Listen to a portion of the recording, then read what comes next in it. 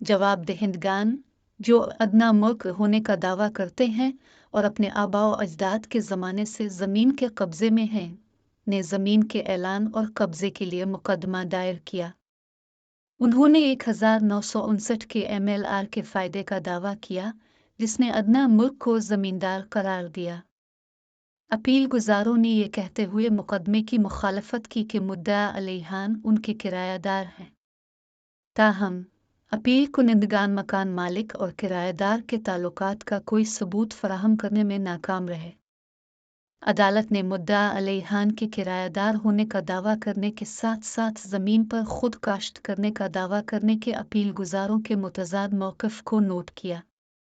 1943-1944 की जमाबंदी, जो एक तस्लीम शुदा दस्तावेज़ है, ने जवाब दहिंदगान को ज़मीनी महसूल अदा करने के तौर पर दिखाया, जो 1959 के MLR के नफाज से पहले ही अदना मिलिकान के तौर पर उनके हुकूक की निशानदेही करता है। सुप्रीम कोर्ट ने मुशाहिदा किया कि दस्तावेज़ी शवाहिद को ज़बानी शवाहिद से ज़्यादा तरजीह दी जाती है।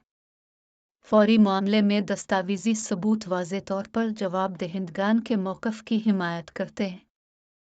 अदालत ने मुद्दा अलैहान की अपीलों को मुस्तरद करते हुए मुद्दा अलैहान के मुकदमे को बरकरार रखा। तस्दीक हुसैन शाह बमुकाबला अल्लादिता शाह, जनाब जस्टिस एजाज अल एहसन, जनाब जस्टिस मुनीब अख्तर और जनाब justice Syed Mazhar Ali Akbar Naqvi. Subscribe us to see more video and link in description to see case and judgments.